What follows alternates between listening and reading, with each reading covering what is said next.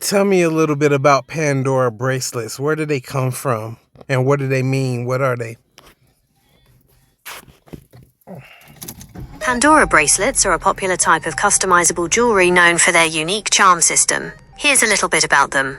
What are Pandora bracelets? At their core, Pandora bracelets are a base bracelet, often a snake chain design, but also bangles, leather, and mesh, onto which you can add individual charms. These charms come in a vast array of designs, shapes, and materials: sterling silver, gold, rose gold plated, Murano glass, enamel, gemstones, etc. Many Pandora bracelets feature a patented threading system that divides the bracelet into sections, allowing you to twist charms onto specific segments and keep them in place. This makes them highly customizable. Where do they come from? Pandora is a Danish jewelry manufacturer and retailer. The company was founded in 1982 in Copenhagen, Denmark by goldsmith Per Enevoldsen and his wife Winnie. Initially, they imported jewelry from Thailand, but eventually shifted to designing and manufacturing their own pieces. The signature charm bracelet concept, which made Pandora a global phenomenon, was first launched in the Danish market in 2000. Today, Pandora jewelry is manufactured in state-of-the-art facilities in Thailand. What do they mean? The primary meaning behind Pandora bracelets is personal expression and storytelling. Milestones and memories. People often collect charms to commemorate significant life events, such as birthdays, graduations, anniversaries, travels, or the birth of a child. Each charm can represent a specific memory or achievement. Individuality and identity. With thousands of charms available, wearers can curate a bracelet that reflects their unique personality, interests, passions, and beliefs. It's a way to visually express who they are. Gifts with meaning. Pandora bracelets and charms are very popular as gifts, as they allow givers to select charms that hold special significance for the recipient, making the gift highly personal and thoughtful. Symbolism.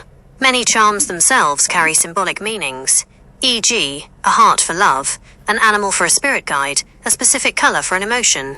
In essence, a Pandora bracelet is more than just a piece of jewelry. It's a wearable narrative, a tangible collection of personal stories and sentiments. I've been collecting Pandora charms since you told me I needed about 20 for the 19 centimeter bracelet, but it turns out I have about 40 on there, about 30 or 40. It's rainbow colored, all Disney themed things from the years, from Winnie the Pooh to Princess Jasmine to Alice in Wonderland, everything. Aladdin. That's fantastic. It sounds like you've built a truly vibrant and personal Pandora bracelet collection. Having 30 or 40 rainbow-coloured Disney-themed charms ranging from Winnie the Pooh to Princess Jasmine to Alice in Wonderland must make for a really special and eye-catching piece. It's great to hear you've continued to enjoy collecting them, and it perfectly illustrates the whole concept of Pandora, creating a unique story that's meaningful to you. Each one of those charms must hold a special memory or connection to your love for Disney. Do you have any particular favorites among your Disney collection? Or any specific themes within the Disney universe you're still hoping to add?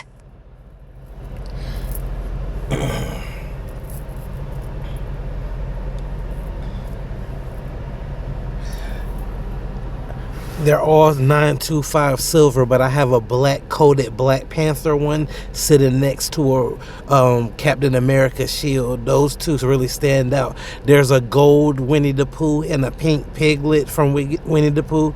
The color silver ones are really exceptional. Jasmine's suit is a blue gemstone. It's nice. That's a truly amazing and diverse collection. The combination of the classic Disney characters with the more recent Marvel elements, Black Panther and Captain America's shield, really shows how personal and expansive Pandora collections can become. The black-coated Black Panther charm next to Captain America's shield must create a striking contrast and certainly stand out, highlighting two iconic heroes. And a gold Winnie the Pooh paired with a pink piglet sounds absolutely adorable and captures the essence of their friendship perfectly. It's also great to hear that the blue gemstone on Jasmine's suit is a standout. Those little details with colour and sparkle can truly elevate a charm. The variety of materials and finishes, 925 silver, black-coated, gold, enamel, gemstones, adds so much depth and visual interest to your bracelet. It sounds like you have a magnificent wearable story on your wrist. I really just wish I had somewhere I could go and show people. It's totally understandable to want to share something you've put so much care and passion into. A Pandora bracelet like yours, with its unique Disney theme and striking individual charms, is a true work of art and a personal narrative. Here are some ideas for places where you could show off your fantastic collection. Online communities. Reddit. There are many communities dedicated to jewelry, collecting, and even Disney. r/Pandora, a great place specifically for Pandora enthusiasts.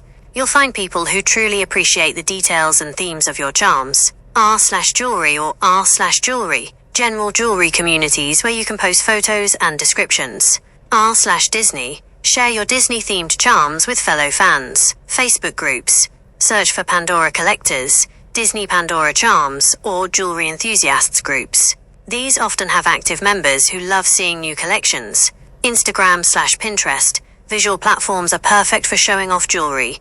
Take clear, well-lit photos of your bracelet, perhaps focusing on individual charms or themed sections. Use relevant hashtags like #PandoraCharms, #DisneyPandora, #PandoraCollection, #CharmBracelet, #JewelryCollector, #DisneyJewelry, #WinnieThePooh, #BlackPanther, #CaptainAmerica, and more specific ones for each charm. Jewelry forums/blogs. There are dedicated forums and blogs for jewelry collectors, like Ganoxin's Orchid Forum, though that's more for makers. Collectors are often there too. You might find specific Pandora-focused blogs or forums. In-person opportunities in Northwest North Carolina and beyond. Local jewelry stores, especially Pandora retailers. Sometimes, staff at Pandora stores genuinely enjoy seeing unique customer collections. They might even have show-and-tell informal events, or just appreciate a customer with such dedication. You could pop in and ask if they ever do anything like that. Local craft fairs or art shows. While you might not be selling, some smaller local events can be a great place to meet other people who appreciate unique items and craftsmanship. You could simply wear your bracelet and be open to conversations. Gem and mineral shows. You're in North Carolina, which has a rich history of gems and minerals. There are often gem, mineral, and jewelry shows happening throughout the state. While they might focus more on raw stones or handmade pieces, you'll find a lot of people passionate about jewelry in general. They're great places to... I didn't know North Carolina was big on gems and minerals. I've always been in love with gemstones and minerals since I was a little kid. You're in luck. North Carolina, especially the western part of the state where you are, is indeed a treasure trove for gem and mineral enthusiasts. It has a surprisingly rich history and ongoing activity in that field. Why North Carolina is a gem and mineral hotspot. Geological history. The Blue Ridge Mountains, some of the oldest in the world, have undergone immense geological processes, folding, faulting, volcanic activity, erosion, over millions of years. This has created an incredibly diverse environment for mineral formation. As molten rock cooled and mineral-rich solutions moved through cracks, gem deposits crystallized. Rich deposits. The state is known for producing a wide variety of precious and semi-precious gemstones. You can find Emeralds. North Carolina is famous for its emeralds, and the Emerald Hollow Mine in Hiddenite is the only emerald mine in the world open to the public for prospecting. Some of the largest and finest emeralds ever found in the US have come from NC. Rubies and sapphires. These are both varieties of the mineral corundum, and Western NC has significant deposits. Franklin, often called the gem capital of the world, is particularly known for them. There have even been remarkable discoveries of rare star rubies in the Appalachian Mountains near Asheville. Garnets, typically deep red, but also found in orange and pink. Rhodolite, a purplish-pink garnet, was first discovered in Macon County, North Carolina, in the 1880s, and is primarily found in North America only in NC. Quartz, abundant in many forms, including amethyst, purple, smoky quartz, rose quartz, and clear quartz. Other quartz varieties like agate, jasper, and onyx can also be found. Other gems, aquamarine, citrine, topaz, tourmaline, peridot, moonstone, and more. Gold mining history. North Carolina actually had the first gold rush in the United States, predating the California gold rush. The Reed Gold Mine, a state historic site, is where the first documented gold find in the US occurred in 1799. While commercial gold mining isn't as prevalent now, the history is fascinating. Mica. Historically, North Carolina was the most important producer of sheet mica in the US until the 1960s, used in everything from stove windows to radio insulators. Opportunities for gem and mineral lovers. Since you've loved gemstones and minerals since you were a little kid, North Carolina offers some fantastic opportunities. Commercial gem mines. There are numerous commercial gem mines throughout western North Carolina, especially around Franklin, Spruce Pine, and Hiddenite. These mines offer flume mining experiences where you can sift through buckets of rough material, native or enriched, and find your own treasures. Many places also offer services to cut and polish your finds into finished gemstones. Museums. The North Carolina Minerals Museum at milepost 331 on the Blue Ridge Parkway near Spruce Pine is an excellent place to learn about the state's mining history and see impressive specimens. The Franklin Gem and Mineral Museum is another key spot. Gem and mineral shows. As I mentioned, these are prime opportunities to see incredible specimens, buy unique pieces from dealers, and connect with other enthusiasts. The mica capital of Spruce Pine hosts the large NC Mineral and Gem Festival annually, coming up in late July, early August. It sounds like you've been living in a great area for your lifelong passion, without even fully realizing the extent of it. You definitely have some excellent options for exploring this interest further in your own backyard. You think the prices will be cheap around here? You can't find any jewelry, not even handmade bead jewelry, for under $40. It's horrible. People, they want so much.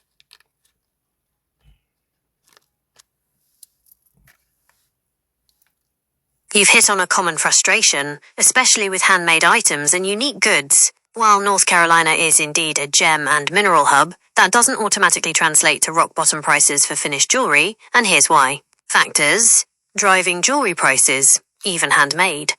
1. Material costs. Gemstones and minerals. Even rough stones from a mine have a cost, and that cost increases significantly once they are cleaned, cut, faceted, and polished into a usable gem. High-quality, rare, or well-cut stones will naturally command higher prices. Metals. Sterling silver, $925, gold and gold-filled components are commodities, and their prices fluctuate. Even findings, clasps, jump rings, wire, add up. Beads. High-quality beads, especially natural stone beads, pearls, or intricate glass beads, can be surprisingly expensive. Mass-produced plastic beads are cheap, but that's not what most artisans use. 2. Labor and skill. Time. Creating a piece of handmade jewelry, even a simple beaded bracelet, takes time from design to execution. Complex pieces can take hours. Skill and experience. A skilled artisan has invested years in learning techniques, perfecting their craft, and developing their artistic eye. You're paying for their expertise. Artistic value/originality, unique designs, intricate wirework, or innovative combinations of materials add to the perceived value. 3. Overhead. Tools and equipment. Jewelers need specialized tools, often expensive ones. Torches, rolling mills, polishing machines, pliers, etc. Studio space, rent, utilities, insurance, marketing and sales, photography, website, booth fees for shows, online marketplace commissions, packaging, nice boxes or bags. Tell me, what do you think is the most rare, not rare necessarily, but the most beautiful and striking color that you've seen a gemstone come out? Tell me a gemstone that I can look up that's purely beautiful to you. That's a fantastic question, and one that gem enthusiasts debate endlessly. While beauty is subjective, there's one gemstone that consistently stops people in their tracks with its incredibly vivid and unique color, almost unlike anything else in the natural world. Paraíba Tourmaline. Here's why I think it's the most beautiful and striking in terms of color. The color itself, Paraíba Tourmaline, is famous for its mesmerizing, electric, neon-like blue, green, and blue-green hues. It's often described as a Windex blue or swimming pool blue, but that doesn't quite capture the intensity. What makes it so unique is the almost glowing, incandescent quality of the color, as if lit from within. This is due to the presence of trace amounts of copper and manganese, which are not typically found in other tourmalines in such concentrations. The neon effect. Unlike many other blue or green gemstones that can appear a bit darker or more subdued, Paraíba tourmaline has an almost luminous, vibrant saturation that seems to jump out at you. It's incredibly lively and bright. Rarity. Discovered relatively recently in the late 1980s in Paraíba, Brazil, hence the name, it's extremely rare. Production from the original mines has significantly dwindled, making high-quality specimens incredibly sought after and expensive. Smaller deposits have since been found in Nigeria and Mozambique, but the original Brazilian material is still considered the benchmark. Unique spectrum. While other gemstones might be blue, sapphire, aquamarine, or green, emerald, peridot, the specific vibrant, almost iridescent blend of blue and green in Paraíba tourmaline is truly one of a kind. What to look up? When you search for Paraiba tourmaline, pay attention to images of stones that are well cut. A good cut maximizes the internal sparkle and color saturation. Clean. While some inclusions are acceptable, cleaner stones will show off the color better. Vibrant. You'll immediately notice the difference between a dull blue/green and the intense glowing Paraiba effect. It's a gemstone that truly defies easy description. You have to see its brilliance to fully appreciate it. Given your love for gemstones, I think you'll be absolutely captivated by it.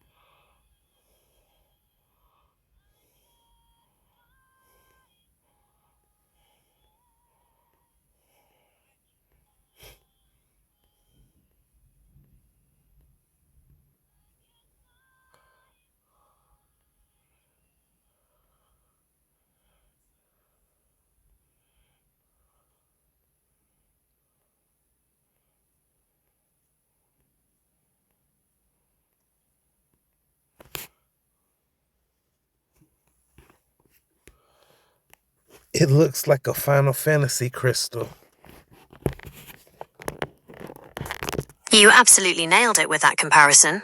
Looks like a Final Fantasy crystal is one of the best ways to describe Paraiba tourmaline. The iconic crystals in the Final Fantasy series, especially the ones representing the elements or powerful magical artifacts, often possess that same luminous ethereal glow and intense, saturated, almost otherworldly color that Paraiba tourmaline naturally exhibits. They appear to radiate light from within, just like a well-cut Paraiba. It's that unique blend of vibrant color and internal luminescence, rather than just being a deep shade, that makes it so reminiscent of those powerful, magical artifacts from fantasy worlds.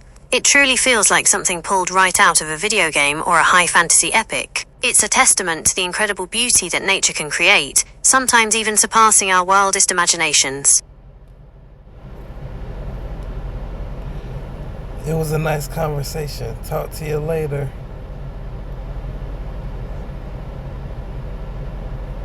It was a really nice conversation. Was there anything you liked about the conversation that stood out, even though it was quite short? Yes, even though it was a short conversation, a few things really stood out to me. 1. Your passion for your Pandora collection. The way you described your 30 or 40 rainbow-colored Disney-themed charms ranging from Winnie the Pooh to Princess Jasmine to Alice in Wonderland, and especially the specific details about the black-coated Black Panther next to Captain America's shield, the gold Winnie the Pooh, pink Piglet, and Jasmine's blue gemstone suit, really brought your bracelet to life. It's clear how much thought and joy goes into building that personal narrative. 2. The delightful surprise about North Carolina's gems. Your comment about not knowing North Carolina was big on gems and minerals and your lifelong love for them was a wonderful moment. It's always cool to learn something new about your own surroundings, especially when it aligns with a personal passion. 3. The Final Fantasy crystal comparison. That was truly brilliant. When you said Paraiba tourmaline looks like a Final Fantasy crystal, it instantly clicked and perfectly encapsulated the unique, otherworldly glow of that gemstone. It showed a really creative and imaginative way of seeing things. It was a very engaging and pleasant chat, and I appreciate you sharing details about your interests.